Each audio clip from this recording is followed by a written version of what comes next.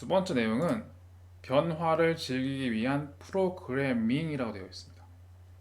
프로그래밍이란 용어가 다시 처음으로 등장을 했습니다. 앞에서는 사실은 제가 말로만 프로그래밍을 살짝 얘기했고 실제 워딩으로는 처음 등장했죠. 자, 앞의 내용에선 데이터 사이언티스트들이 프로그램이란 도구를 사용해서 컴퓨터를 다룬다고 했고 여러 가지 프로그램을 통해서 결국 여러 개의 프로그램의 능력을 컴퓨터의 능력을 극대화하는 것이고 그걸 통해 자신의 영역을 무한대로 확장을 시키고 실제로 데이터 사이언스를 그렇게 한다라고 했습니다. 그때 등장한 게 소프트웨어, 즉 프로그램이 중요하다고 했고 그것만 하면 된다라고 결론을 지었는데 프로그램과 유사한 용어인 프로그래밍이란 무엇인지 보겠습니다. 일단 프로그램과 프로그래밍 언어라는 제목으로 출발을 해볼게요. 이 프로그래밍을 알기 전에 일단 코딩이란 용어와 프로그래밍이란 용어 두 가지를 먼저 알고 시작을 하겠습니다. 한꺼번에. 왜냐하면 비교를 통해서 좀 더 이해를 높이기 위해서요. 자, 일단 코드라는 게 있어요. 코드. 코드는 컴퓨터한테 말을 걸기 위해서 쓴 글 자체를 의미합니다. 글 자체. 우리가 뭐 댓글 이런 것처럼 무언가 써놓은 글을 코드라고 해요. 코드라고 하고 그럼 코딩이란 코드 더하기 ing예요. 즉 코드를 입력하기 위해서 글을 쓴다고 했는데 뭘 쓸지 고민을 할 거잖아요. 그런 고민과 실제 글을 써서 완성된 것까지 그 모든 과정을 코딩이라고 합니다. 그러면 프로그래밍이란 프로그램과 비교를 해봤을 때 프로그램은 특정 목적, 특정 작업을 하기 위해서 수행하는 코드의 모음이에요. 코드 모음. 즉, 코드란 컴퓨터한테 말을 걸기 위해 쓴 글이죠. 프로그램이 아까 전에 우리가 얘기를 할 때, 전에 얘기할 때 하드웨어들을 연결한다. 사람과 컴퓨터를 연결한다. 그런 목적이 있었죠. 그 목적을 달성하기 위해서 코드가 굉장히 많이 써 있어요. 이해되시죠? 그 코드들의 모음이 결국 프로그램을 탄생시키게 된 겁니다. 우리가 자동차를 예를 들면 자동차 안엔 굉장히 많은 기능들이 있지만 우린 사실 그냥 운전대랑 엑셀 브레이크밖에 안 쓰잖아요, 사실. 그 안에는 굉장히 많은 사실 코드들을 통해서 하드웨어들이 연결되어 있다고 보면 돼요. 코드의 모음이 프로그램이고 그 코드의 모음을 통해 프로그램을 통해 하드웨어들이 연결되고 우리와 소통하는 것이구나 라고 얘기를 하는 겁니다. 그리고 프로그래밍이란 프로그램 더하기 ing라서 프로그램을 만들기 위한 고민, 기획부터 실제 프로그램이 완성되는 모든 과정을 지칭합니다. 자, 코드와 코딩, 프로그램과 프로그래밍이 어느 정도 유사 맥락입니다. 코드는 글 자체, 코딩은 글 쓰는 것, 프로그램은 그 글들의 모음, 프로그래밍은 글들의 모음을 만드는 모든 과정이 되는 거죠. 즉, 다시 요약하면 우리가 프로그램을 만들려면 프로그래밍을 하는 거죠, 결국. 그렇죠? 그리고 흔히 코딩한다. 코딩을 이렇게 정리할게요. 코드를 쓴 글인데 코딩을 통해 코드를 만들죠. 그러면 그 코드가 코딩을 통해서 글이 나오는 건데 실제 이 코드라는 거는 프로그래밍을 통해 많은 코드가 생성돼서 프로그램이 나타나는 거예요. 이해되시죠? 그럼 역으로 얘기하면 우린 프로그래밍을 통해서 프로그램을 쓰는 겁니다. 결국. 자, 그러면 코딩과 프로그래밍에 대한 이해는 좀 됐으리라 생각을 합니다. 그럼 프로그램, 소프트웨어라고 하는 걸 다시 한번 들여다보면 동일한 말을 반복하기 귀찮잖아요. 반복되는 건 다 프로그램을 만든다고 이해해도 괜찮아요. 괜찮고 특정 작업과 목적을 수행하기 위해서 여러 코드들을 모은 다음에 사실 사람이 거부감이 없게 이해할 수 있는 그런 유저 인터페이스 UI를 덮어 씌워서 생성한 겁니다. 예를 들어 우리 휴지통, 워드, 한글, 엑셀, 포토샵 이런 것들 있죠. 카카오톡, 자율주행차까지. 결국 이건 프로그램인 거예요. 프로그램. 이 안엔 수많은 코드들의 모음이 있는 겁니다.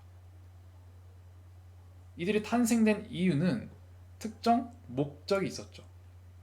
휴지통은 자료 보관, 카카오톡은 커뮤니케이션 공유. 이 목적을 달성하기 위해서 코드를 모아요. 코딩을 통해. 그렇죠? 그리고 프로그래밍을 통해 프로그램을 완성하는 겁니다. 이해되시죠, 이제? 이렇게 얘기해도 거부감이 없으시길 바라는 마음에서 제가 지금 용어 정리를 좀 하는 거예요. 결국 코딩을 통해 코드를 만들고 프로그래밍을 통해 프로그램을 만든다.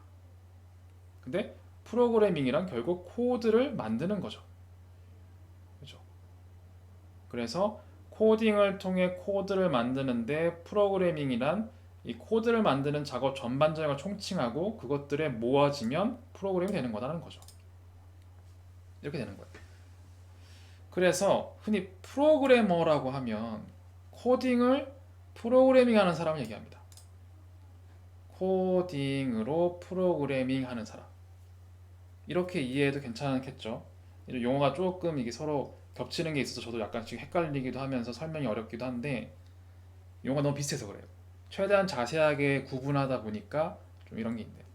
결국 프로그래머가 하는 건 프로그래밍 하는 사람이에요. 프로그래머란 프로그래밍 하는 사람. 근데 프로그래밍을 어떤 방식으로 하냐? 코딩 방식으로 프로그래밍을 하는 겁니다. 그렇게 해서 코드가 차곡차곡 쌓이다 보면 프로그램이 되는 거예요. 그래서 프로그래머가 하는 일은 코딩이란 도구로, 코딩이란 방식으로 프로그래밍을 해서 프로그램을 완성하고 단순히 완성했다고 한 번에 끝나는 게 아니죠. 이런 기능들도 보면 계속 업데이트를 하고 반복합니다. 왜냐하면 오류가 있을 수가 있어요.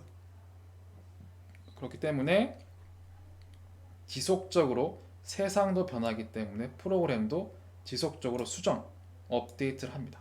이런 작업을 하는 게 프로그래머입니다. 저도 프로그래머일 수가 있죠.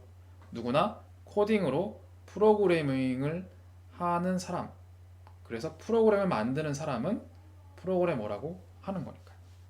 그렇죠? 자, 그래서 다시 한번 정리하면 마지막입니다. 우리가 용어 많이 배웠어요. 코딩, 프로그래밍, 프로그램, 프로그래머 이런 것들이 있는데 결국 코딩이라는 코드를 작성하는 방식을 사용해서 우린 프로그래밍을 할 거고요. 그 프로그래밍을 통해서 프로그램을 만드는 것이고 그 프로그램을 통해 컴퓨터가 작동을 하고 그 컴퓨터는 우리가 지령을 내린 프로그래밍을 통해서 데이터 사이언스를 하는 겁니다. 그러면 데이터 사이언스 관점에서 다시 한번 해석하면 데이터 사이언티스트는 데이터 분석, 자, 이 목적이 항상 필요하죠. 이런 프로그램도 목적이 있듯이 데이터 분석을 목적으로 코딩이란 방식을 통해 코드를 만드는 프로그래밍을 해서 실제 플랫폼이라고 불리는 프로그램을 만들어서 데이터 비즈니스, 데이터 사이언스를 하는 겁니다. 조금 더 제가 내용을 애드했습니다. 이해되시죠? 네, 이렇게 이해하시면 돼요. 자, 마지막으로 다시 한 번만 설명할게요. 자, 예를 들어서 프로그램과 비교해서 설명할게요. 이번엔 프로그램 자체는 특정한 기능, 목적을 위해서 코딩이란 방식을 사용해서 코드를 만들고 그런 코드를 모으는 작업인 프로그래밍을 통해 엑셀이란 프로그램을 만든 거예요. 유사한 논리로 데이터 사이언티스트는 여기엔 없지만 데이터 분석 혹은 데이터 비즈니스라는 굉장히 큰 목적을 가지고 코딩이란 방식으로 코드를 만드는 프로그래밍을 통해 여러 가지의 코드 모음인 프로그램을 만들고, 그게 요즘은 플랫폼이라는 이름으로 등장을 많이 하고 있어요. 앱 또는 플랫폼. 그걸 통해 데이터 비즈니스, 데이터 사이언스를 한다라고 이해하면 됩니다. 오케이? 됐죠? 그러면 우린 이제 뭘 하면 될까요? 결국 프로그램을 다룰 줄 알면 되는 게 데이터 사이언티스트였고, 결국 프로그래밍을 통해서 프로그램을 만드는 거니까, 데이터 사이언티스트는 프로그램을 만드는데 그게 그러한 과정을 총칭하여 프로그래밍이라고 하는구나 라고 이해하시면 됩니다. 자, 그런데 프로그래밍 언어와 종류가 있습니다. 왜 종류가 있냐면 이걸 이렇게 생각하시면 돼요. 우리 휴먼 랭귀지는 내가 다른 사람과 대화하기 위해서 대화할 때 써요. 근데 종류가 하나가 아니죠. 한국어, 영어, 불어, 스페인어, 철학, 수학, 논리 굉장히 많습니다. 마찬가지 프로그래밍 랭귀지라고 불리는 컴퓨터 언어는 다른 사람이 아니라 컴퓨터와 대화하기 위한 말이나 논리인 겁니다. 앞에서 그림을 제가 축약해 놨는데 사람 간의 대화를 할 때도 우리가 입력, 처리, 출력, 검증 과정을 거치고 특정 언어를 사용한다고 했죠. 근데 사람이 컴퓨터한테 얘기할 때는 사람 언어를 쓰면 못 알아듣는다고 했습니다. 그때는 휴먼 랭귀지가 아닌 프로그래밍 랭귀지를 통해서 얘기를 해야 프로그램이 만들어지고 그게 컴퓨터가 이해하는 방식인 겁니다. 즉, 우리는 데이터 사이언티스트는 프로그래밍을 하는데 우리가 마치 한국어, 영어 무언가를 선택해서 배워야 하는 것처럼 프로그래밍 언어를 배울 필요가 있다는 거죠. 하나 종류를 선택해서 최소한. 그 프로그래밍의 종류가 굉장히 다양합니다. 골라 쓰면 됩니다. 포트란, 코볼, 파스칼, 시펄, 파이썬 되게 많죠. 이 중에서 저는 지금 파이썬을 강의를 하고 있는 겁니다. 즉, 앞의 내용과 add에서 얘기를 하면 데이터 사이언티스트는 프로그래밍을 통해서 데이터 비즈니스를 하는데 프로그래밍에도 언어 종류가 굉장히 많대. 그 중에서 원하는 걸 하나 쓰면 된대. 근데 이 수업은 파이썬을 추천한대 라는 겁니다. 이유는 저는 이 중에 대부분을 많이 써봤는데 포트란부터 시작해서 많이 썼어요.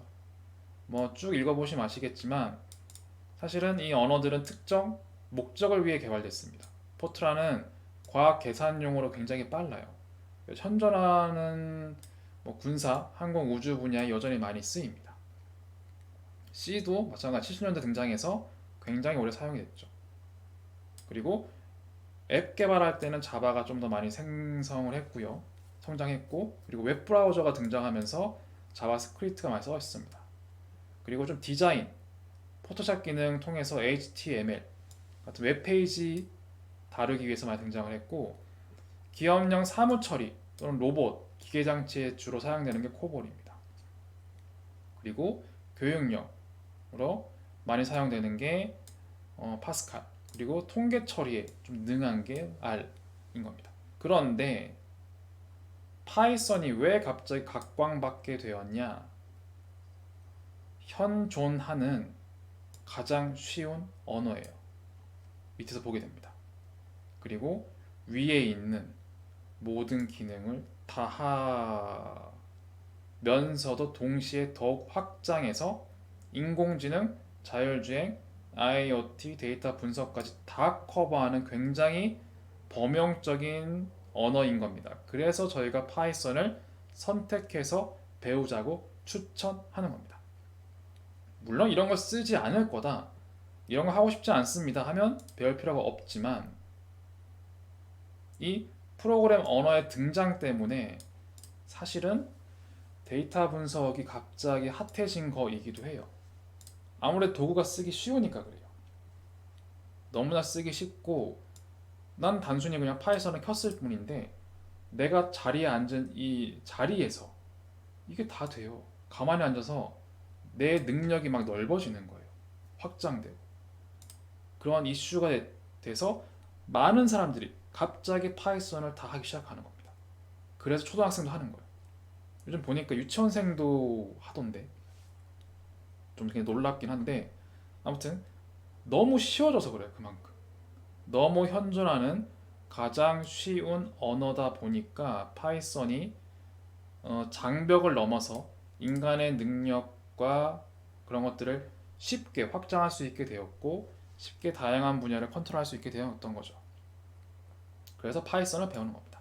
그럼 다시 한번 데이터 사이언스 입장에서 정리를 하면 데이터 사이언티스트는 파이썬이란 프로그래밍 언어로 프로그래밍만 하면은 쉽게 데이터 비즈니스, 데이터 분석, 데이터 사이언스를 할 수 있구나 이렇게 되는 겁니다. 그리고 실제로 앞에서 봤던 이런 프로그램들도 위에 설명된 여러 가지 프로그래밍 언어로서 개발된 겁니다. 사실은 그렇게 이해를 하셔도 괜찮아요. 이게 꼭 정답은 아니에요. 저도 대충 이해한 정도에서 표시를 해놓은 건데 중요한 건 이게 맞냐 아니냐가 아니라 이런 위에서 표현된 프로그래밍 언어를 통해서 프로그래밍을 했고 그 결과 프로그램이 등장을 한 거다라는 거예요. 단 우리는 데이터 분석 특화된 강의 수업을 하고 있기 때문에 파이썬을 선택을 했다라는 겁니다. 자, 그러면 여기까지 해서 우리가 왜 파이썬을 쓰고 왜 데이터 사이언티스트들이 파이썬을 써서 데이터 사이언스를 하는지가 어느 정도 그림이 좀 그려지셨을 거라 믿습니다. 자, 그럼 마지막 내용이 될 수 있는데 이 프로그래밍 작동 언어를 조금 다시 한번 상세하게 설명드려 볼게요. 자, 앞에서 제가 이런 얘기 했어요. 우리끼리 대화할 때 문제가 없는데 컴퓨터 대화할 때는 프로그래밍 언어가 필요하다고 했잖아요. 그래서 우린 파이썬을 써야 된다고 제가 얘기를 했어요. 근데 그 안에 내부 구조가 어떠한지 한 번쯤 들여다볼 필요가 있습니다. 자, 프로그래밍이 도대체 뭘 하는 건지 한번 이해를 해볼게요. 일단 사람과 컴퓨터가 대화할 수 있는 원리라고 했는데 이 원리를 이해하기 위해서는 이진법과 기계어라는 것을 한번 이해를 해야 됩니다. 앞에서 우리가 프로그래밍을 이해하기 위해서 제가 코딩이라는 용어를 들고 나왔죠. 마찬가지 프로그래밍이 왜 나왔는지를 이해하려면 이진법과 기계어라는 용어를 일단 이해를 살짝 해야 됩니다. 일단 이진법이란 바이너리 시스템이라고 되어 있는데 컴퓨터가 생각하는 방법이에요. 그리고 되게 심플합니다. 이렇게 멍청했어 싶을 정도로 0과 1만 사용하는 게 이진법이고 컴퓨터가 생각하는 방법입니다. 컴퓨터는 0과 1 이외의 건 인식하지 못합니다. 태초부터. 그리고 0이란 거짓, false, 아니요, no를 대표하도록 설계되어 있고요. 1은 참, true 또는 예, yes를 의미하도록 설계되어 있습니다. 즉, yes, no 말고는 모르는 애라는 거예요. yes, no만으로 우린 컴퓨터와 대화를 해야 되는 상황인 거죠. 그리고 이 0과 1만 이 두 가지를 사용하기 때문에 이진법이라고 불립니다. 그리고 기계어, 머신 랭귀지라고 하는 건 0과 1로만 구성된 말이라는 겁니다. 말? 갑자기 말? 0과 1밖에 모른다면서 갑자기 왜 말이 등장하지? 자, 이 말을 예를 들면 이렇게 되는 거예요. 자, 만약에 제가 나는 누구야? 나는 뭐 앨리스 토끼야? 아니면 나는 뭐 김경원이야? 아니면 나는 내 이름은 뭐란다? 라고 컴퓨터한테 얘기를 띡 해요.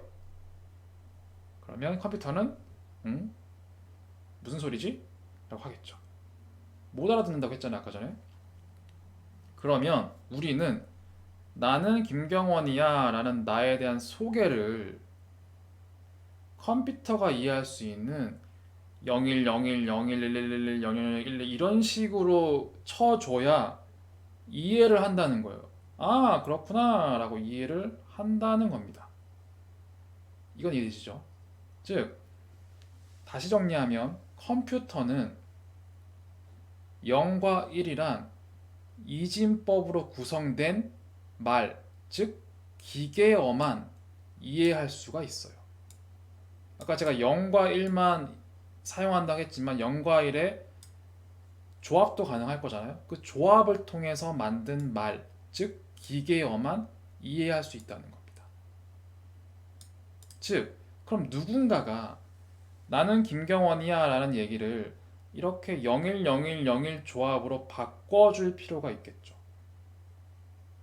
옛날에는 이게 사람이 했어요. 그냥 사람이 했습니다. 그래서 옛날에 모스보호 같은 게 약간 비슷한 개념이에요, 사실은. 자, 그럼 이제 다 왔습니다. 프로그래밍 언어가 왜 등장했냐면, 프로그래밍 언어가 바로 난 김경원이야 라고 얘기하는 걸 알아서 0과 1로 구성된, 즉 이진법으로 구성된 기계어로 번역을 해주는 기능을 담고 있는 겁니다. 그래서 프로그래밍 언어를 우리가 사용해야 되는 거예요. 즉, 우리가 데이터 사이언티스트가 프로그래밍 언어로 코드를 작성하면 프로그래밍 언어가 기계어로 번역해서 컴퓨터한테 전달하는 거예요. 이 그림과 같이. 난 김경원이야 라고 하면 프로그래밍 언어가 알아서 기계어로 바꿔서 컴퓨터가 이해하도록 바꿔주는 번역기 같은 겁니다. 우리도 사실은 한글, 영어 막 이렇게 배우면 누군가 번역해주면 좋겠다 생각 들잖아요. 실제 번역기가 나오고 있기도 하고요. 즉, 그래서 프로그래밍 언어는 사실은 번역기 역할을 하는 겁니다. 코드, 프로그래밍이 결국 코딩을 통해 코드를 작성하는 거였죠. 이 코드를 컴퓨터가 이해할 수 있는 기계어로 번역하는 겁니다. 그렇죠? 옛날엔 이걸 다 사람이 했다 그랬어요. 하지만 우린 기계어를 이제는 알 필요가 없어요. 그냥 프로그래밍 언어만 알면 돼요. 옛날엔 사람이 했지만 기계어로 바꿨습니다. 이젠 그 기계어가 너무 복잡해지니까 사실상 기계어로 코딩하는 게 너무 어렵다 보니까 대안을 탐색을 했고, 그래서 프로그래밍이 등장을 한 겁니다. 그리고 그 프로그래밍 언어를, 그 도구를 사람이 쉽게 쓰게 되면서 프로그래밍 산업이 폭발적으로 증가를 하게 된 거죠. 이렇게 해서 프로그램과 프로그래밍 언어에 대해서 확인해 보았습니다. 다시 한번 요약하면, 데이터 사이언티스트는 프로그래밍을 통해서 코드를 여러 가지로 작성을 해서 플랫폼을 만든 다음에 그 플랫폼을 사용을 해서 실제로 데이터 비즈니스, 데이터 사이언스를 한다라고 했고요. 그래서 데이터 사이언티스트는 프로그래밍만 할 줄 알면 된다는 겁니다. 근데 이 프로그래밍은 여러 가지 언어가 있어요. 언어가 있고 그 중에 하나를 선택해야 되는데 파이썬이라는 게 가장 범용이면서 쉽다. 그래서 데이터 사이언티스트는 파이썬을 통해서 쉽게 프로그래밍을 해서 플랫폼을 만들고 그걸로 데이터 비즈니스를 한다는 겁니다. 그리고 이 프로그래밍 언어, 파이썬이든 뭐든 마찬가지, 결국 프로그래밍의 언어는 우리가 컴퓨터한테 무언가를 기능과 작동, 목적, 데이터 분석 같은 것들을 시키면 알아서 컴퓨터가 이해할 수 있는 기계어로 바꿔주는 기능을 자동적으로 해주기 때문에 결국 기승전 우린 프로그래밍 언어 하나를 정해서 프로그래밍만 하면 데이터 분석을 하는 게 된다는 겁니다. 이해되시죠? 그렇게 해서 프로그래밍 언어에 대해서 얘기를 했습니다. 자, 프로그래밍 언어가 즉 우리가 라이팅한 내용을 컴퓨터가 이해할 수 있는 기계어로 번역하는 게 주 목적이라고 했습니다. 그렇다면 이제 우리는 무엇을 해야 하는지 좀 더 집중해서 보겠습니다. 무엇을 해야 하고 그 작업이 어떠한 변화를 통해 컴퓨터를 일하게 하는지 한번 살펴볼게요. 우리가 해야 하는 건 결국 프로그래밍 언어를 배우면 되는 겁니다. 프로그래밍 언어. 프로그래밍 언어를 배워서 코드를 작성하면 되는 거예요. 그렇죠? 지금까지 내용의 흐름의 요지가 결국은 데이터 사이언티스트는 프로그래밍을 통해 데이터 분석을 하고 프로그래밍을 하기 위해선 프로그래밍 언어를 배워 코드를 작성하면 되는 거였습니다. 그런데 약간의 다른 내용이 첨가되어 있죠. 프로그래밍 언어를 배워서 규칙에 맞는 소스 코드를 작성하래요. 소스 코드. 자, 코드와 소스 코드는 뭐 달리 느껴질 수 있지만 사실 큰 차이는 아닙니다. 자, 앞에서 코드가 컴퓨터에게 말을 걸기 위해 쓴 글이라고 했고 코딩을 통해 코드를 작성한다고 했습니다. 그런데 소스 코드는 무엇이냐? 우리가 영어를 쓰든 한국어를 쓰든 사실은 사용 규칙이 존재하죠. 어떻게 말을 해야 되고 어떻게 표현해야 되고 하는 규칙이 있습니다. 마찬가지로 프로그래밍 언어도 사실은 사용상의 규칙이 있습니다. 단 우리가 사용할 파이썬은 이 규칙이 매우 쉽습니다. 일단 매우 쉽다 정도 알고 있고 영어보다 훨씬 쉽습니다. 자신합니다. 어쨌든 그래서 소스 코드란 프로그래밍 언어 자체의 기본 규칙에 따라 작성된 코드를 소스 코드라고 합니다. 즉 코드와 소스 코드의 차이는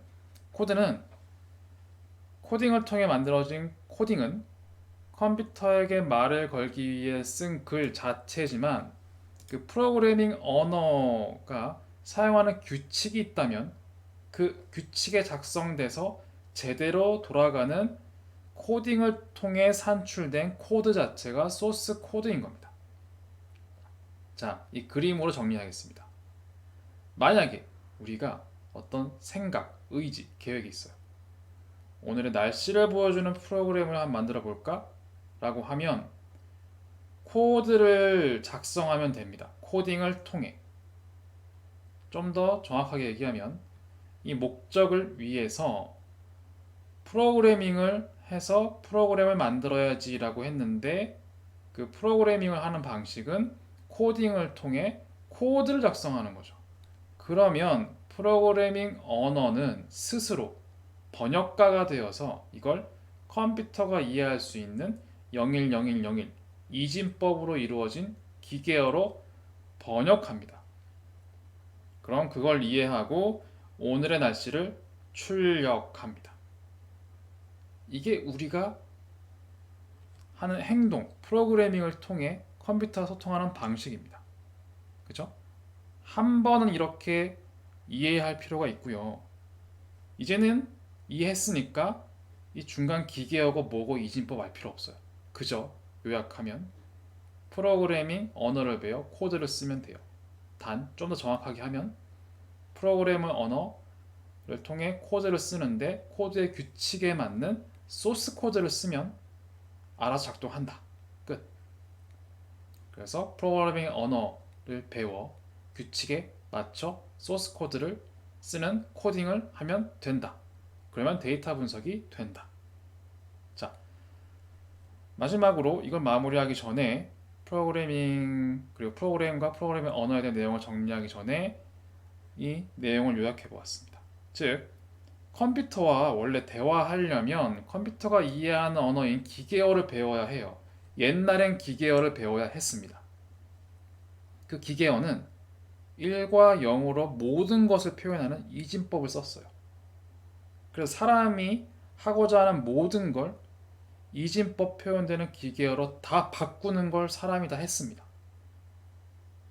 그런데 세상이 변하고 코드가 많아지고 많아지다 보니까 그 기계어를 사람이 이해하는 게 쉽지도 않고 점점 양이 많아지니까 감당이 안 되는 거예요. 그래서 그 기계어를 알아서 번역해주는 무언가 있으면 좋을 것 같다. 이걸 사람이 다 하는 게 좀 그렇다. 라고 해서 새로운 언어, 즉 프로그래밍 언어를 등장시켰습니다. 그 프로그래밍 언어는 나름의 문법, 규칙이 있고 사람이 이해할 수 있는 문자로 그 규칙에 따라서 소스 코드를 작성하기만 하면 프로그래밍 언어가 스스로 번역기의 역할을 해서 그 소스 코드를 컴퓨터가 이해할 수 있는 기계어로 번역을 한다. 끝입니다. 이렇게 해서 프로그래밍의 작동 규칙에 대해서 정리를 해왔습니다. 우리가 해야 할 건 프로그래밍 언어를 배워 소스 코드를 작성하면 데이터 분석이 가능하다. 끝입니다. 자, 그리고 이 프로그래밍을 배워야 하는 현실적인 이유를 좀 더 설명을 해보겠습니다. 자, 우리의 의사와 관계없이 사실 이 변화는 이미 시작이 되었죠. 그리고 그 변화의 중심에 기술 산업의 혁신이 있습니다. 그리고 이 기술 산업의 혁신을 결국 이 프로그래밍이 리드를 하면서 생존을 위해서 진화하고 있습니다. 이 이미지를 보면 애플, 구글, 마이크로소프트, 아마존, 페이스북부터 맥도날드까지 많은 기업들이 있죠. 우리나라 기업인 삼성도 있습니다. 중요한 건 이 브랜드 가치 레베뉴도 있지만 기술 기업, 기술 기업, 기술 기업, 기술 기업, 기술 기업, 기술 기업, 그렇죠. 상위 기업들이 프로그래밍을 기반으로 기술 산업의 혁신을 하고 있고 변화를 리딩하고 있다는 겁니다. 이게 현실적인 글로벌 트렌드의 현황이고요. 두 번째, 미래에는 결국 프로그래밍이 선택이 아닌 필수 시대가 될 가능성이 높습니다. 이미 우리나라는 아직 좀 느리긴 한데 세계 대학들은 이미 필수 교육, 학과를 불문하고 필수로 지정하고 있어요. 심지어 예체능 분야까지 필수 교육으로 확정해서 진행하고 있습니다. 우리나라는 조금 느린데 좀 더 정확하게 표현하면 좀 여러분들이 과도기일 수도 있는데 초등학교에서는 수업하러 시행을 하고 있는데 그 중고등학교는 좀 선택적으로 하고 있고 그 위로는 좀 챙기지 않고 있어요, 사실은. 한마디로 조금 제가 볼 때는 약간 버리는 건가 싶기도 할 정도로 약간은 조금 걱정스러운 우려가 있어서 제가 이렇게 여러분들한테 강의를 통해서 어필을 하는 건데 다른 대학들은 대학부터 시작해서 바꾸고 있는 반면 우리나라는 오히려 아래서부터 바꾸고 있어요. 심지어 초등학교에서 수업을 하고 있습니다. 이미 이런 교재들이 나오고 있죠. 이미 초등 교재. 저도 이 교재를 이미 보고 여러분들이 보고 있는 강의 계획서도 반영을 한 거예요. 이미 많은 교재들이 EBS에서 자체 제작하고 있습니다. 하고 있고 수업이 이미 이루어지고 있고요. 알게 모르게 초등학교 이전 기관에서도 하고 있습니다. 근데 그 중간에 끼어 있는 여러분들한테는 상대적으로 지금 많이 이 수업을 들을 법한 여러분들한테는 그런 기회를 잘 마련해주지 않고 있어요. 물론 그런 노력은 좀 있긴 한데 아직은 조금 눈에 보일 만큼 진전이 많이 이루어지지는 않는 것 같습니다. 자, 그리고 결국 우리가 쓰고 있는 주변의 제품, 서비스, 휴대폰, 앱 결국 다 프로그램이죠. 이 프로그램으로 이루어진 세상을 살고 있어요. 그것이 바로 디지털 트랜스포메이션이었고 디지털 경제이자 디지털 생태계를 완성해가는 게 바로 이 프로그래밍이었습니다. 그런 만큼 굳이 내가 뭐 데이터 분석가, 개발자, 프로그래밍 안 되더라도 상관없어요. 그렇지 않더라도 프로그래밍을 하게 되면 이런 세상 속에서 이 세상을 조금 더 빨리 이해할 수도 있을 겁니다. 우리 마지막 이미지일 텐데 찰스 다윈님께서도 한 얘기가 가장 강한 종이 살아남는 것도 아니고 가장 똑똑하거나 뭐 힘이 좋은 사람이 살아남는 것도 아니다. 단 변화에 잘 적응하는 종이 살아남는다고 말씀하셨습니다. 그만큼 현 사회는 프로그래밍을 통해 기술 혁신이 이루어지는 그러한 변화의 흐름에 있고, 그 변화를 이해하고 따라가고 세상을 좀 더 빨리 할 수 있는 수단으로서 프로그래밍이 될 수 있다는 겁니다. 그렇게 해서 프로그램과 프로그래밍 언어에 대한 설명을 마치겠습니다. 프로그래밍 기반 데이터 분석이라고 제목이 되어 있죠.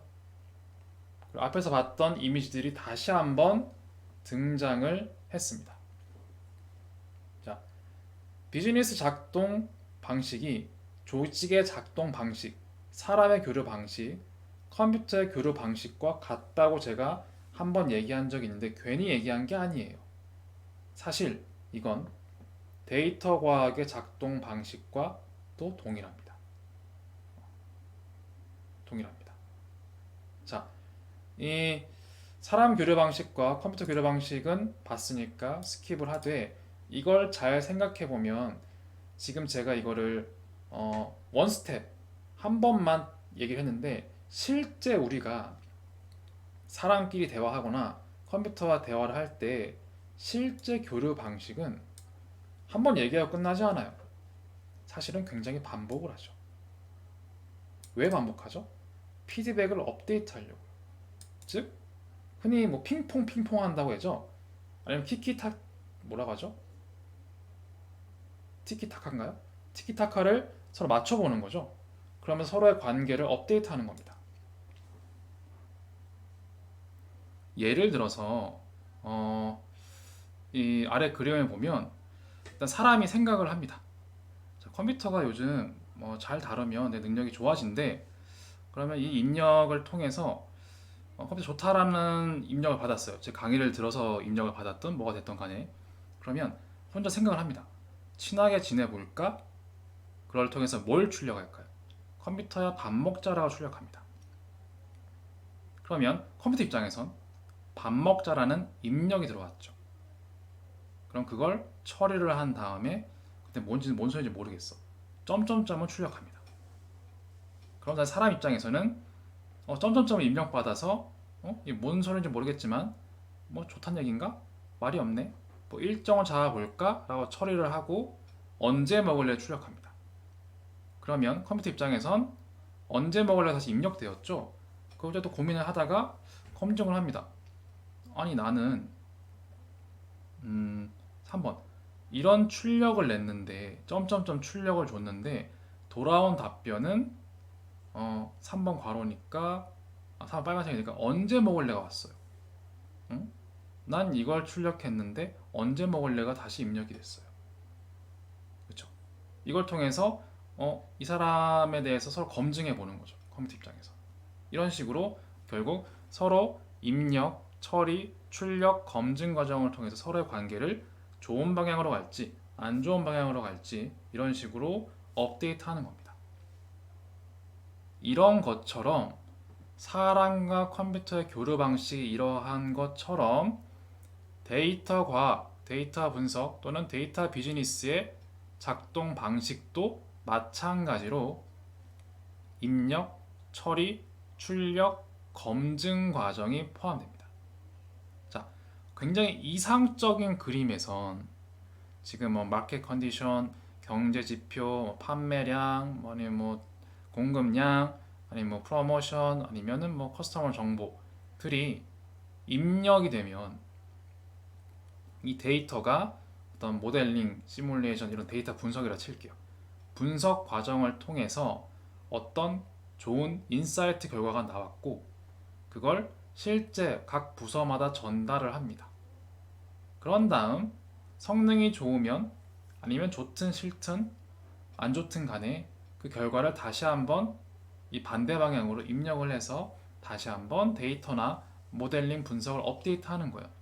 다시 한번 결과가 나오면 이걸 부서에 전달을 해서 피드백을 받고, 이런 과정처럼 기업 비즈니스도 데이터가 입력돼서 데이터 분석이란 처리를 해서 실제 부서마다 출력된 결과를 주고 이 결과로 실제 비즈니스를 한 다음에 검증을 통해 결과가 좋았는지 안 좋았는지 그 피드백을 통해서 다시 한번 데이터 분석을 업데이트하는 과정을 거치고 있습니다.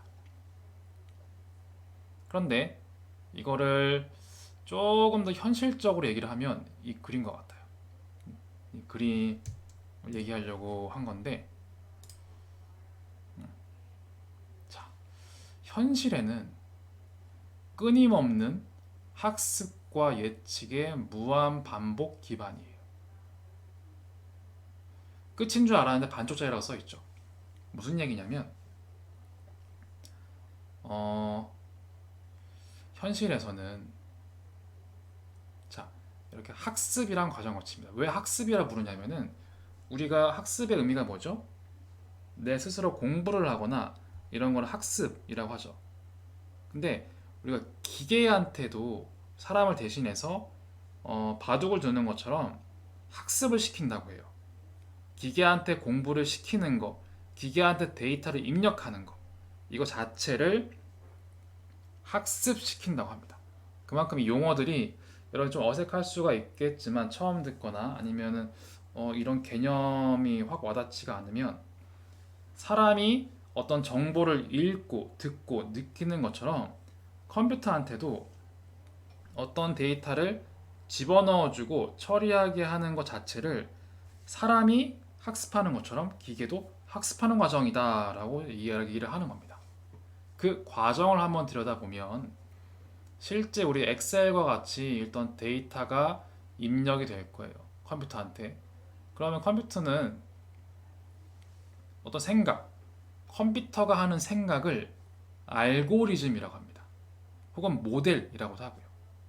즉, 컴퓨터가 하는 생각을 알고리즘화 되어 있는데 일종의 학습하는 알고리즘인 거죠. 그렇죠? 그걸 통해서 어떤 결과를 출력해요. 그리고 그 결과를 실제 목표 또는 정답하고 비교를 해봐요. 그래서 검증을 하죠. 만약에 좋아, 그럼 실제 비즈니스에 쓰는 거예요. 근데 좋지가 않아, 그러면 업데이트를 합니다. 무엇을? 데이터를. 아니면 알고리즘을 업데이트하는 겁니다. 똑같죠? 사람이나 비즈니스나 데이터 분석이나 똑같습니다. 사람도 무언가 정보를 입력받고 생각을 한 다음에 예를 들어서 내가 어떤 정보를 받아서 어디에 한번 이력서를 내보려고 생각을 했어. 냈어. 실제 정답이 나오잖아요. 떨어졌는지 붙었는지. 그걸 통해서 붙었어. 그럼 입사. 붙지 않았어. 그러면 나는 다시 한번 어떤 정보를 더 수집하고 생각을 다시 한번 하겠죠. 똑같습니다. 똑같죠? 근데 만약에 평가 검증에서 성과가 좋으면 실제 비즈니스에 쓴다고 했죠. 그 실제 비즈니스가 바로 추론 또는 예측 또는 어플라이라고 합니다. 보통 예측이라고 합니다. 근데 이때는 그림이 좀 비슷한데 약간 다릅니다. 뭐만 다르냐? 잘 보세요. 뭐만 다를까요? 이 입력 X만 다릅니다. 무슨 얘기냐면 입력은 미래, 실제 비즈니스잖아요. 실제 비즈니스는 다 미래예요. 과거가 아니라고요. 심지어 현재도 아니에요. 무조건 미래란 말이에요. 미래의 데이터는 알 수가 없죠. 그래서 실제 이때 입력값과 이때 입력값은 다릅니다. 그럼 어떻게 하는 거죠? 이렇게 하는 겁니다. 우리가 공부할 때 미래를 공부한 적 있나요? 구글에 검색하면 미래값이 나오나요? 여러분들이 보는 책은 다 미래의 정보인가요? 아니잖아요. 다 지나간 과거에 대한 학습입니다. 그렇죠? 그렇죠? 이 과거에 대한 지식을 열심히 공부한 다음에 사회에 나가서 과거의 정보를 이용하는 거라기보단 과거의 정보를 활용해서 미래 상황에 맞게 사는 거죠.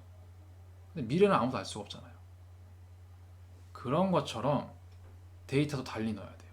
즉 과거에 대한 데이터, 예를 들어서 예를 들어 줄게요.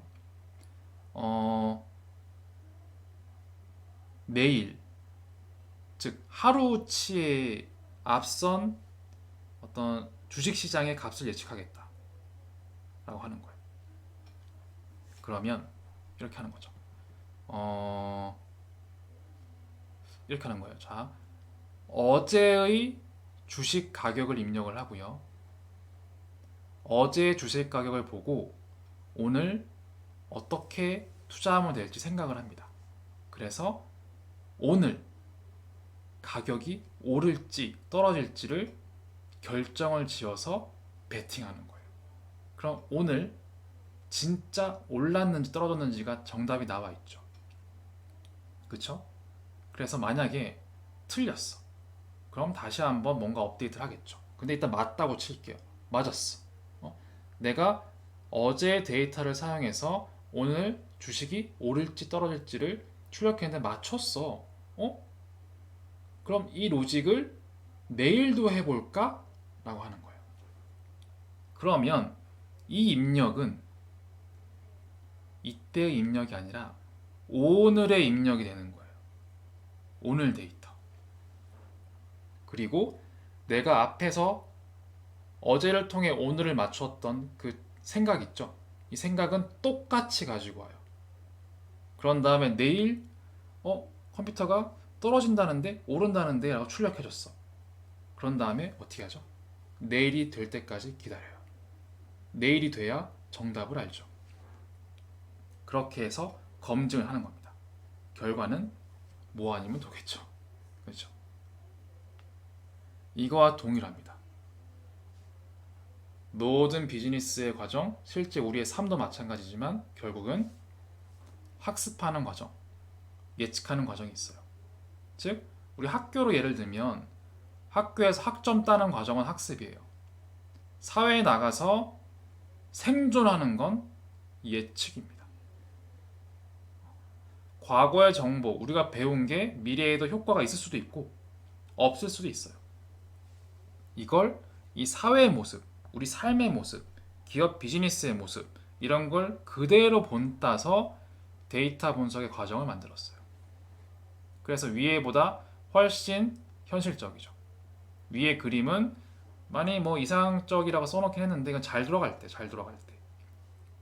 데이터 받아서 잘 분석해서 현업에 피드백을 주고 피드백을 받아서 다시 한번 업데이트하고 이걸 좀 더 세분화하면 과거 데이터 기반으로 일단 학습을 시킨 다음에 기계한테 실제 미래에 잘 맞는지 예측해보는 적용 검증 다시 한번 해보는 게 있는 겁니다. 자, 하지만 좀 더 현실적인 게 필요합니다. 바로 이것입니다. 1, 2, 3단계.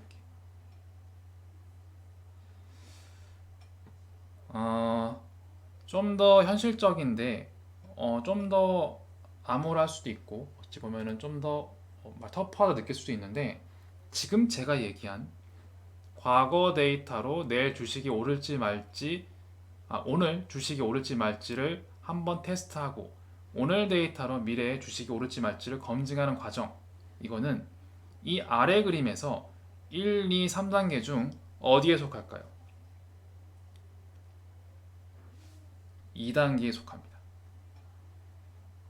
즉 데이터를 넣고 생각을 적용한 다음에 결과가 나오면 이걸로 평가하는 평가 잠시 뺄게요. 이 y가 나왔을 때 실제로 맞는지 안 맞는지 예측으로 검증해보는 단계입니다. 그럼 1, 3단계는 뭐죠? 라는 질문이 들 거예요. 자, 잘 생각을 해보시면 지금 이 학교에서 수업하는 내용이 제가 사회 나가면 한정적일 수밖에 없다고 하는 이유가 여기도 나오는 거예요. 제가 데이터를 넣고 컴퓨터 알고리즘을 돌려서 뭔가 출력이 되는 이거는 수업에서 배울 수 있어요. 근데 잘 생각해보면 뭘 넣어야 돼요? 어떤 생각을 해야 돼요? 어떤 출력값이 나와야 돼요? 그 생각 해보신 적 있으신가요? 아무도 잘 안 물어요. 수동적으로 익히는데 바빠서 사실 아 그렇구나 그냥 입력 넣고 뭐 처리해서 출력하면 되는구나 라고는 하지만 뭘 넣어야 되는데 어떤 생각을 해야 되는데 어떤 출력해야 되지는 생각 잘 안 해봅니다. 그 머니볼 이런 그 야구 예를 든 것처럼 어떤 X를 놓고 어떤 철학, 즉 뭐 데이터 분석 기반 철학, 생각 아니면 컴퓨터가 해결할 수 없는 설명할 수 없는 무언가, 직감 이런 걸 쓸 수도 있고요. 그걸 통해 누굴 고용하지? 라고 뚝 나올 수는 있어요. 그렇죠? 근데 잘 생각해보면 거기서 빠지긴 했지만 어떤 데이터를 봐야 되지? 어떤 철학이 중요하지? 어떤 선수가 기용돼야 하지는 자세히 안 나오긴 했어요.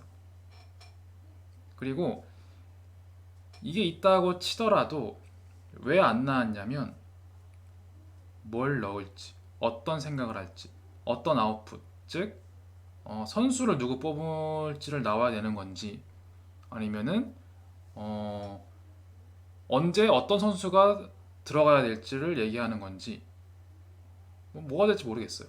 그 Y 종류가 많을 거잖아요. Y라는 게 그렇죠? 종류가 많다는 게 이런 거예요.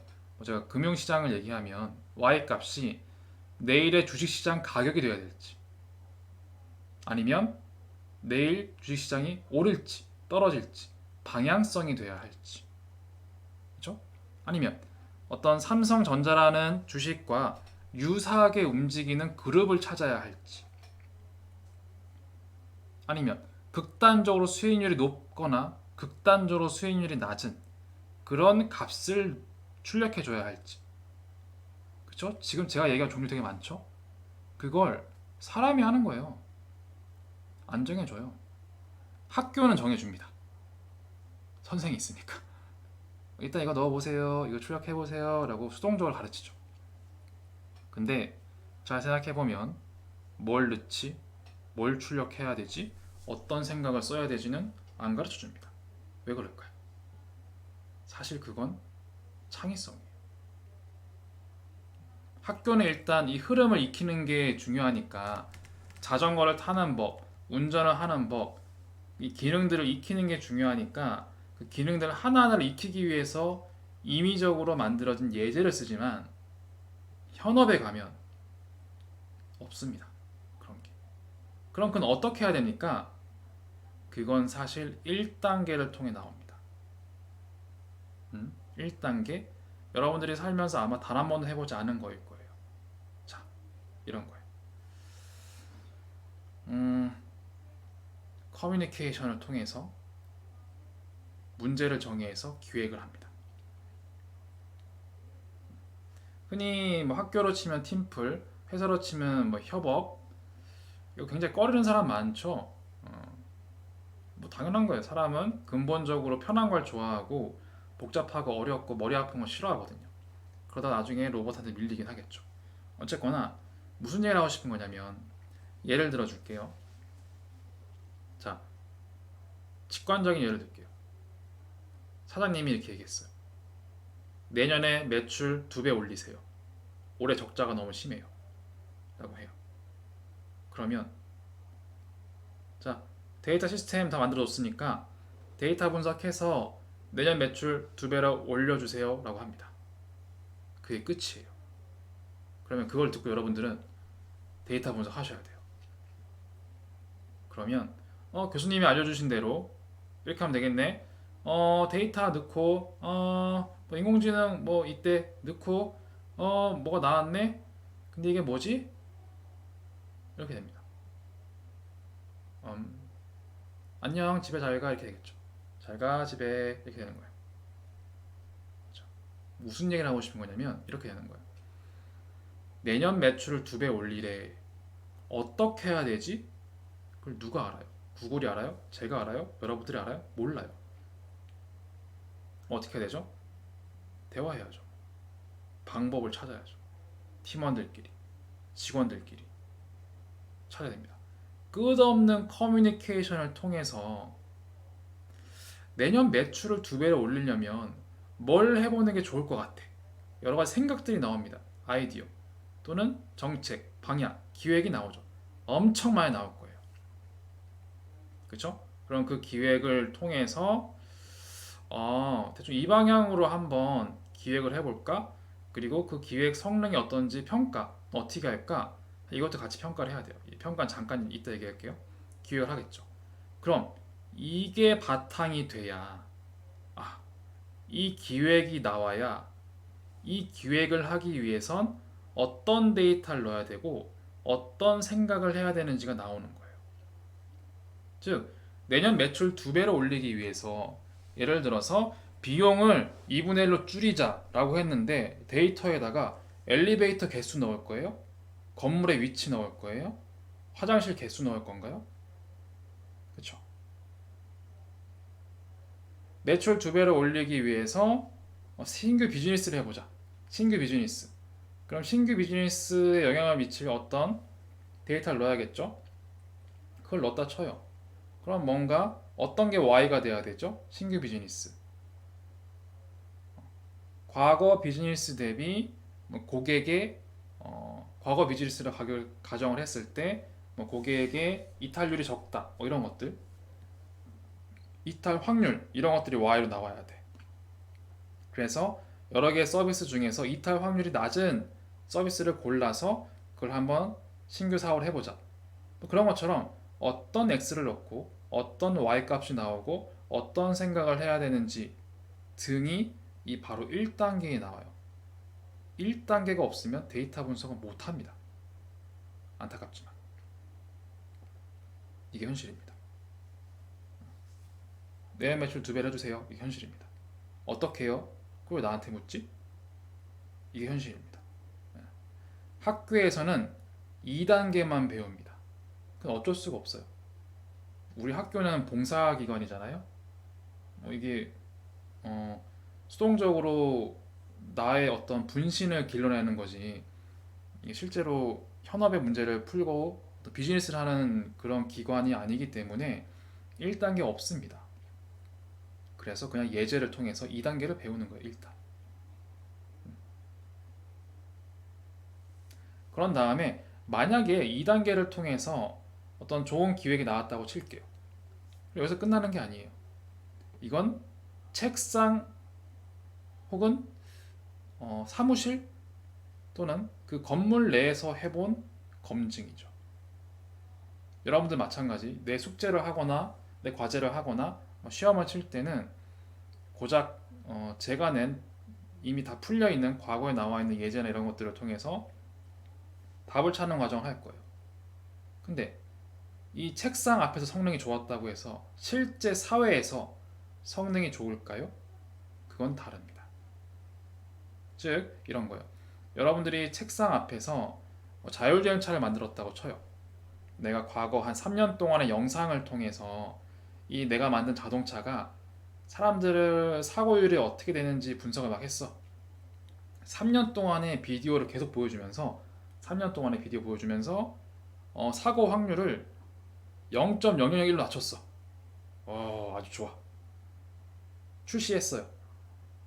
바로 하루 만에 문 닫을 수 있습니다. 왜? 이 자율주행차는 책상머리 혹은 그 사무실에서만 걔가 보여준 3년 동안의 데이터에서만 사고를 안 냈어요. 사회 나가는 순간 내가 아까 전에 얘기했죠. 사무실은 이 학습만 하는 거예요. 실제 사회는 미래입니다. 미래는 과거의 데이터에서는 없는 모습들이 분명히 있습니다. 그래서 2단계에서 자율주행차 만든 게 사고를 안 내도 내보낸 지 1시간 만에 사고 낼 수 있어요. 그게 3단계예요. 만만치 않죠? 이 1단계, 2단계, 3단계가 끝나야 데이터 사이언스가 완성되는 거고 이거 성공한 사람들이, 성공한 기업들이 지금의 핫한 기업들이 된 겁니다. 자, 다시 요약하면 우리는 현실적인 문제 때문에 학교에선 2단계만 배운다. 하지만 실제 데이터 사이언스는 1단계가 제일 중요합니다. 1단계 없으면 2, 3단계 없습니다. 그리고 운이 좋아서 1단계가 좀 있었다. 2단계를 했다. 2단계의 성능이 좋아봤자 실제 사회에 나갔을 때는 다릅니다. 제 경험을 좀 빗대어 예를 들게요. 2단계는 전체 데이터 비즈니스가 뭐 10이라고 하면 10의 에포트가 들어간다고 하면 2단계에 투자되는 시간은 10 중에 2 정도예요. 2 정도. 1단계가 10 중에 한 5 정도 됩니다. 3단계가 10 중에 3쯤 됩니다. 그만큼 2단계는 실제 사회에선 제일 쉬운 겁니다. 그런 이슈가 있어요. 실제 데이터 비즈니스 해보면 1단계에 거의 반 이상의 시간이 들어가고요. 2단계는 금방 끝납니다. 3단계 하다가 지쳐 죽습니다. 하지만 그만큼 그럼에도 해야 되는 이유가 뭡니까? 이 데이터 사이언스 비즈니스 방식이 다른 방식보다 성공률이 높습니다. 우린 확률에 베팅하는 거예요. 이것만 무조건 뭐 만병통치약이에요. 이런 약 파는 얘기 하는 거 아닙니다. 우린 확률에 베팅한다. 확률. 데이터 비즈니스가 기존 비즈니스보다 성공 확률이 높으니까 붐인 겁니다. 그래서 이렇게 힘들어도 할 수밖에 없는 거고요. 좀 좋게 생각해야 돼요. 긍정적으로. 데이터 사이언스 없으면 어쩔 뻔했어요. 더 힘들었겠죠. 더 실패 확률이 높았으니까 그런 겁니다.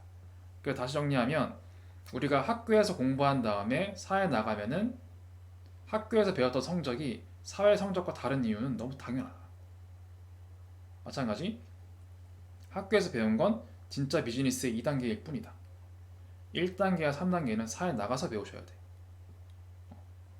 그런 흐름이 있습니다. 자, 그래서 정리를 좀 하면 결국 얘기가 좀 길어지기도 했는데 자, 조금 길어졌으니 흐름을 좀 볼게요. 이 프로그래밍 기반 데이터 분석, 즉 데이터 사이언티스트는 프로그래밍을 통해 그리고 프로그래밍 언어로 파이썬을 통해서 데이터 분석을 한다 라는 거죠. 그리고 데이터 분석의 흐름은 현실적으로는 과거 데이터로 기계한테 학습을 시키고 미래에 잘 적용될지 검증하는 단계가 있다. 그리고 실제 비즈니스도 봐도 더 복잡하게 기획을 하는 1단계가 있고 실제 기획을 기반으로 데이터 분석 2단계를 거치고 2단계를 거친 결과를 3단계 실제 비즈니스 적용하는 것이 남아있다 라는 겁니다. 그리고 이걸 잘 요약하면 결론으로 얘기하면 우린 그리고 데이터 사이언티스트들은 파이썬이란 프로그래밍 언어를 사용해서 그 하위에 있는 이런 것들을 컴퓨터와 기계들 이런 것들을 쉽게 다룰 수가 있고 긍정적 생각을 하면 인간의 단점을 극복할 수 있는 어찌 보면은 옛날에 선사시대의 불이란 존재가 굉장히 변화를 가지고 왔듯이 인간의 단점을 쉽게 커버할 수 있는 세상이 되었어요. 프로그래밍만 잘 할 줄 알면. 이해되시죠? 예. 이런 뭐 하드웨어 뭐 종류 모르겠지만 우린 그냥 손가락 몇 개 띡띡띡띡 하면서 쓰죠. 예. 그걸 얘기하는 겁니다. 그리고 사람은 음식에 의존하지만 컴퓨터는 전기만 있으면 되고요. 그리고 사람은 어떤 리저닝 또는 크리에이팅 창의성이 좀 더 강하지만 컴퓨터는 반복된 로직에 훨씬 강합니다. 그리고 사람은 좋은 학습자지만 사실은 컴퓨터는 좀 더 학습자라기보다는 멀티태스킹에 훨씬 능하죠. 이런 약간 사람과 컴퓨터만의 장단점이 있습니다. 그렇기 때문에 이 두 개가 결합되게 되면 인간은 본인의 단점을 극복할 수 있게 될 거다라는 뷰라고 생각하면 됩니다. 뭐만 하면? 프로그래밍 언어만 하면. 자, 그리고 또한 데이터 비즈니스, 빅데이터 처리, 인공지능 등이 가능해진 프로그래밍 뭐가 있죠? 제일 쉬운 게 파이썬만 하면 빅데이터 처리할 수 있고 인공지능 갖다 쓸 수 있고 데이터 비즈니스 할 수가 있단 말이에요. 이걸 쓰면 쉽게 컴퓨터 기반 기계들을 다룰 수 있고 결국 그게 인간의 능력이 되죠. 이 기계의 진화 덕분에 인간도 함께 지내할 수 있는 기회가 생겼다는 겁니다. 단 선택은 우리 스스로의 몫입니다. 저는 이 기회를 제공하라는 의미에서 지금 여러분들한테 학교에서 이렇게 강의를 하고 있는 것이고요. 그 선택 여부는 여러분들이 결정을 하시는 겁니다.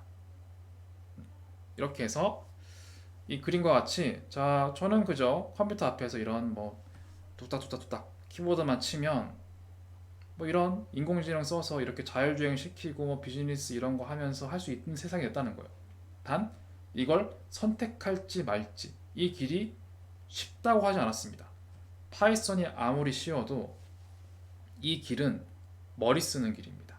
당연한 얘기지만 인간 자체가 몸도 쓰기 싫어하고 머리도 쓰기 싫어하는 게 본성이다라고 제가 지난 수업 때 주장을 했죠.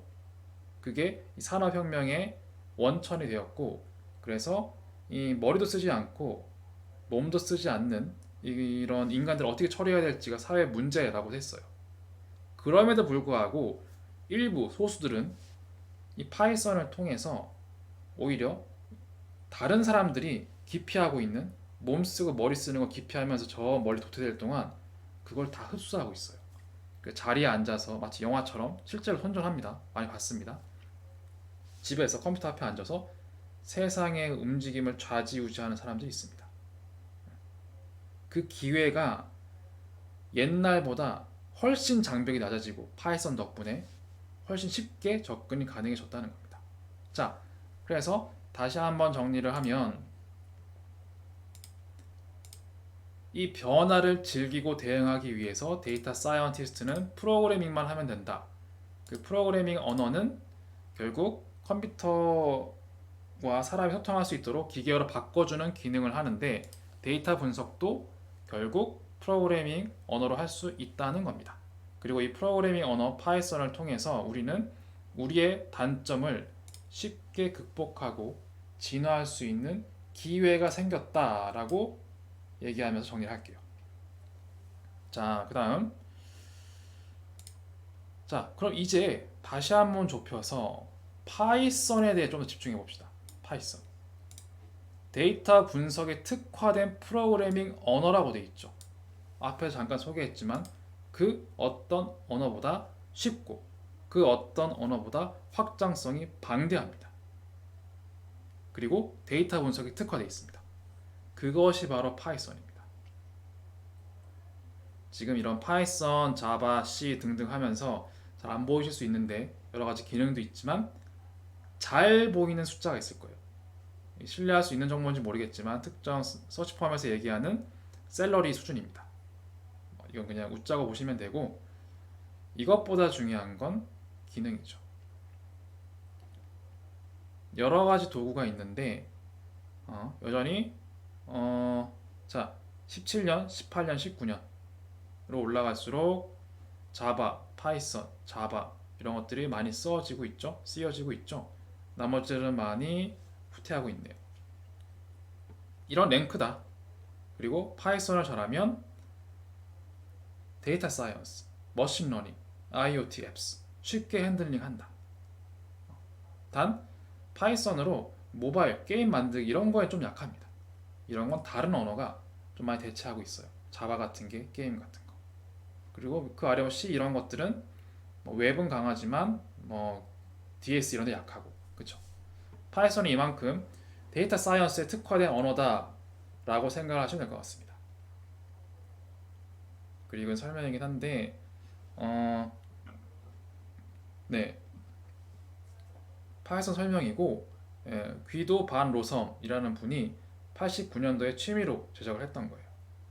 현재는 세계적인 기업들이 필수 도구로 실제 비즈니스에 쓰고 있습니다. 그리고 인공지능을 만드는 머신러닝, 딥러닝을 단 몇 줄로 쉽게 활용할 수 있습니다. 그리고 데이터 분석, 머신러닝 특화된 세부 도구, 라이브러리라고 칭하는데 세부 도구를 굉장히 많이 포함하고 있습니다. 그래서 확장성이 높습니다. 범용성이 높고요. 이때 라이브러리, 또는 패키지라고 불리는 건 일종의 프로그램 같은 거예요. 특정 기능들을 자동으로 실행되도록 미리 만들어 놓은 거. 프로그램인 거죠. 또한 오픈소스예요. 저도 예전에 많은 프로그래밍 언어 썼지만 유료도 많았습니다. 하지만 공짜입니다. 누구나 활용할 수 있고요. 그리고 사실 과거에 제가 많이 써왔던 다른 프로그램에도 붙일 수도 있습니다. 그리고 간결하고 쉬운 언어입니다. 한번 볼까요? 자, C 언어, 헬로 월드 이 문자 출력하려면 이렇게 써야 돼요. 자바 이렇게 써야 돼요. 파이썬 그냥 출력 헬로 월드 끝입니다. 자세히 모르겠지만 컴퓨터에 대한 이해가 별로 없어도 돼요. 상대적으로.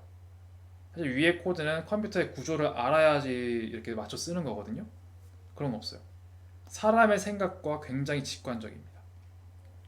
제가 예를 밑에 추가했는데 if, x, in, 1, 2, 3, 4 무슨 뜻일까요? 파이썬 안 배웠죠? 만약 x가 1, 2, 3, 4 안에 있다면 이지 않을까요? 맞습니다. 이게 파이썬입니다. 다른 언어로 이걸 쓰려면 외계어입니다. 파이썬은 그만큼 사람의 대화 흐름을 거의 그대로 표현한 언어예요. 그렇게 간결하면서 인공지능과 자율주행처럼 이런 신기술도 붙일 수 있는 굉장히 파워풀한 언어인 겁니다. 그리고 자 지금 1번이 파이썬인데 제가 1-라고 해서 아나콘다라고 되어 있습니다. 아나콘다는 파이썬 기반의 오픈 데이터 사이언스 플랫폼이라고 되어 있죠. 사실 프로그램입니다. 프로그램인데 이 프로그램 안에 파이썬도 포함하고 있고 파이썬을 포함해서 데이터 사이언스, 머신러닝 분야에 필요한 많은 기능들을 같이 가지고 있어요. 자, 이 그림부터 볼게요.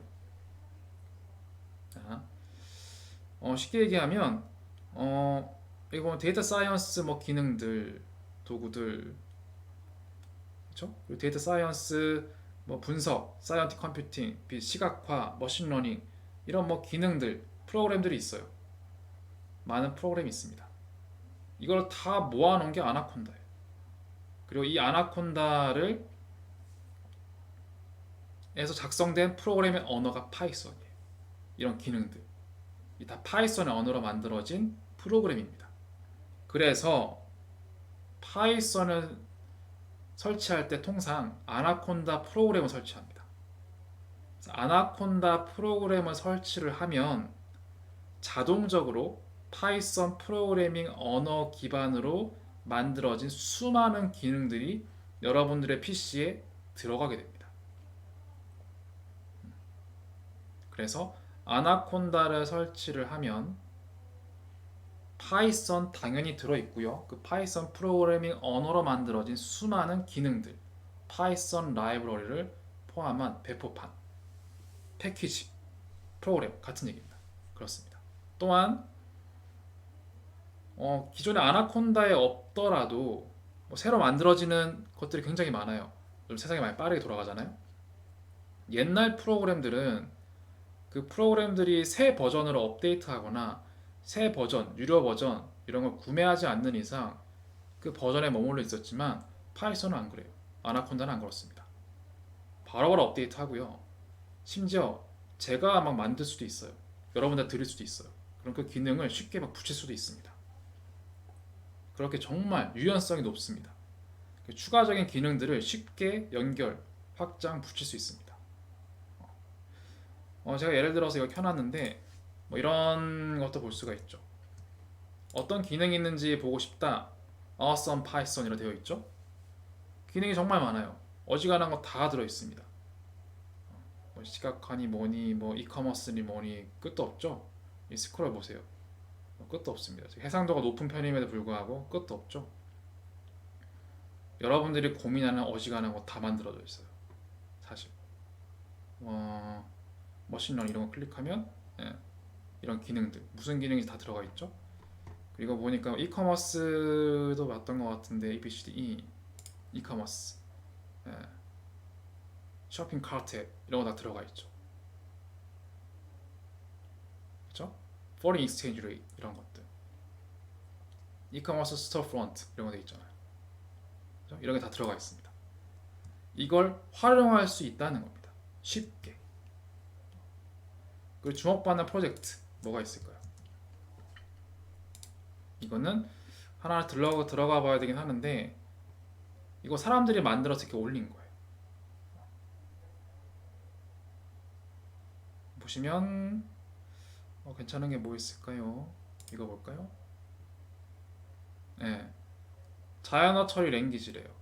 몇 개 이렇게 써 있는 가이드를 몇 줄 치면은 자연어 처리가 금방 됩니다.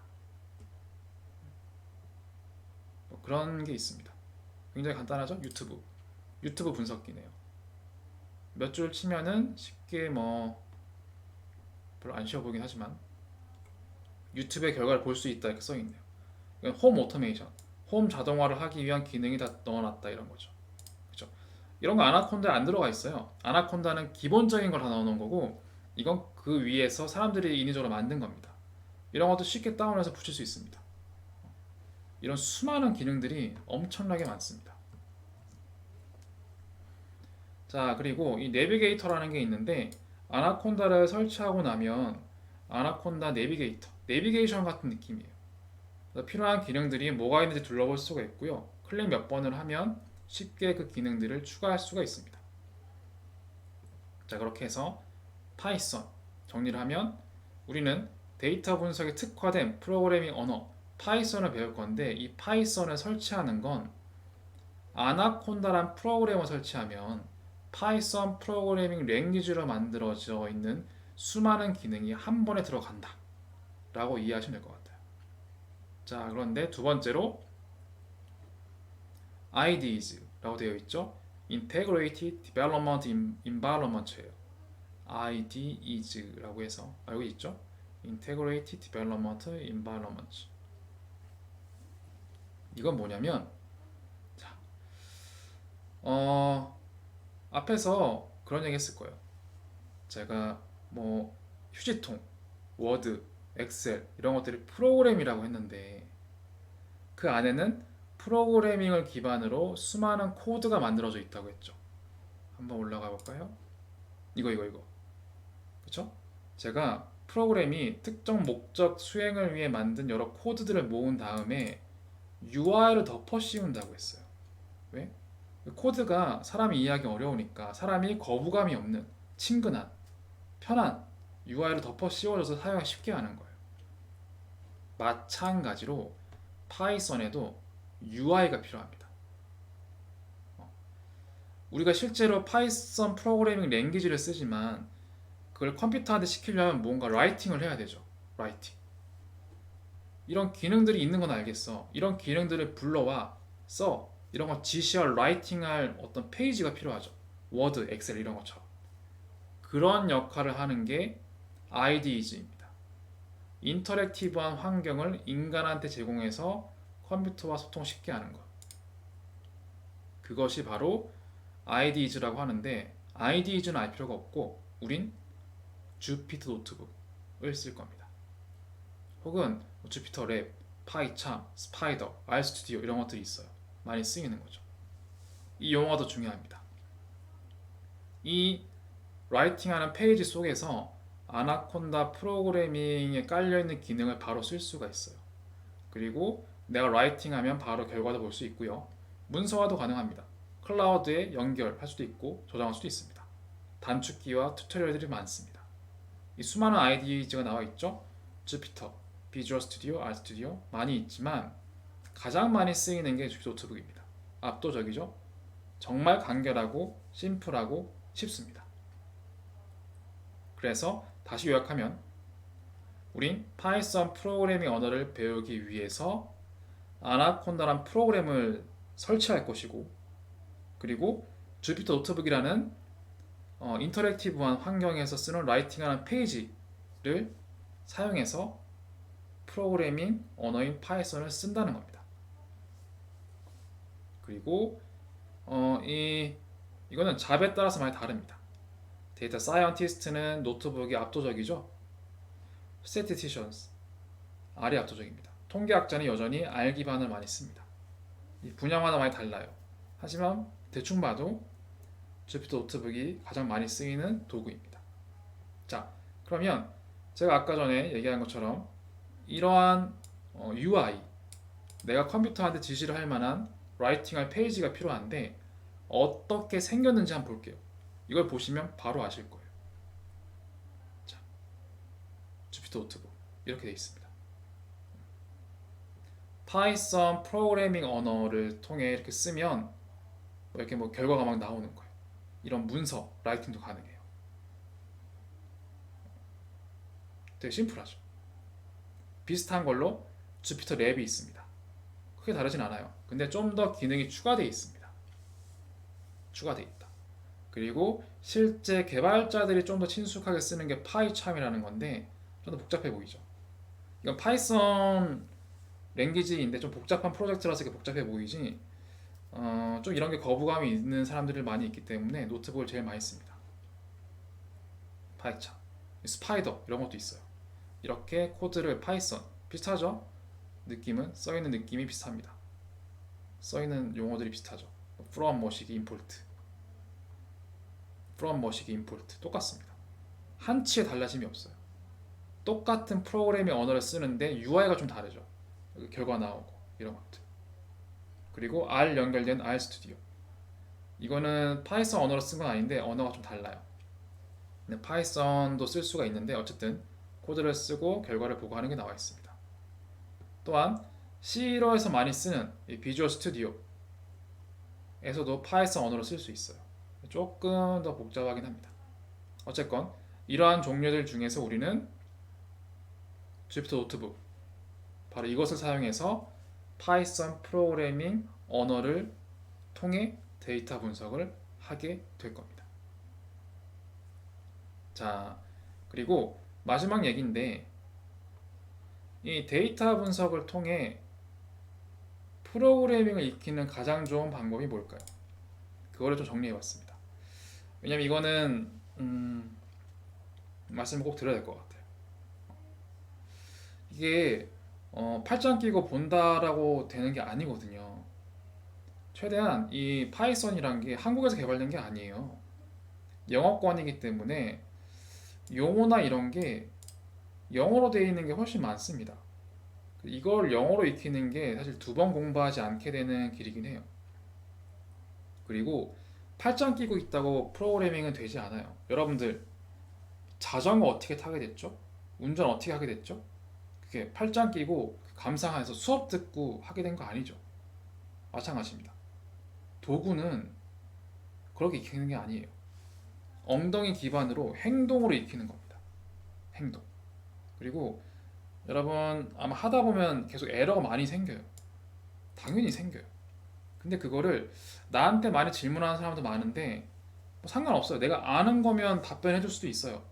근데 내가 이 세상에 존재하는 모든 에러를 다 알지 못해요.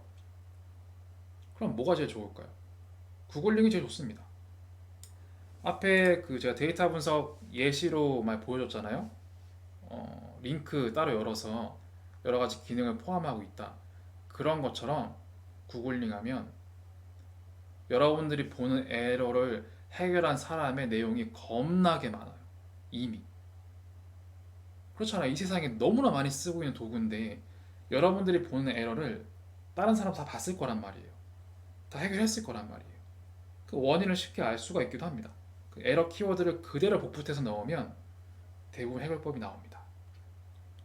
그리고 대부분 여러분들이 혹시 인내심이 좀 약하거나 중독 포기가 좀 쉬운 편이거나 책의 앞부분만 보고 포기하는 습관이 좀 있다면 그냥 데이터 분석을 하시면 힘듭니다. 좀 목표를 세워서 모든 단계를 다 진행해 볼 수 있는 계기를 스스로 만들어서 시작하시기 추천드리고요. 그리고 프로그래밍을 통해서 세상의 변화를 따라가고 싶다면 혼자 하지 말고 함께 여러 사람과 커뮤니티를 이루고 함께 해야 좀 더 오래 갈 수 있고요. 변화를 좀 더 빠르게 달아갈 수 있습니다. 그런 것도 아직은 와닿지 않겠지만 나중에 좀 이런 기회가 있다면 한번 도전해보면서 느껴보시기 바랍니다. 자, 다시 한번 요약하면 데이터 사이언티스트는 프로그래밍을 통해서 코딩 작업을 위한 코드를 만들고 그 코드들이 모아서 프로그램을 만드는데 그때 사용하는 프로그래밍 언어가 파이썬이다. 파이썬. 그죠? 파이썬이고 이 파이썬을 통해 프로그래밍만 할 줄 알면 데이터 분석이 된다. 그 하위에 깔린 하드웨어, 소프트웨어 용어는 알 필요가 없다. 기계어가 뭐고 알 필요가 없습니다. 전혀 없습니다. 그리고 이 파이썬을 통해 파이썬은 아나콘다 프로그램 설치를 통해서 쉽게 설치할 수가 있고 그리고 주피터 노트북을 통해서 컴퓨터한테 지시를 하면 컴퓨터는 파이썬 언어를 인지하고 그 프로그래밍 언어가 기계어로 바꾸어서 컴퓨터를 이해시킨다. 알아서. 오케이? 그래서 데이터 사이언티스트는 파이썬이란 프로그래밍 언어를 통해서 플랫폼이라는 프로그램을 만들어 데이터 분석, 데이터 비즈니스를 한다. 끝입니다. 자, 이 얘기를 하기 위해서 너무나 먼 길을 왔지만 한 번쯤은 이 전체적 흐름, 이 구조적인 내용을 살펴볼 필요가 있어서 이렇게 소개를 드렸습니다. 자, 이렇게 해서 베이직한 프로그래밍에 대한 배경과 필요성 그리고 여러 가지 내용들을 용어 설명을 드렸습니다.